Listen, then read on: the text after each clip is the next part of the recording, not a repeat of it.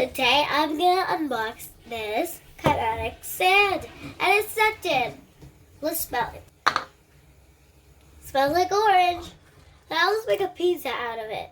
So first we'll take it out and you'll squeeze it, and then we'll get the ice, put it, and you'll take the rust off, and then we'll poke some holes for the the toppings, and then you'll poke some holes with the fork. Then you will cut some pieces with the knife, and then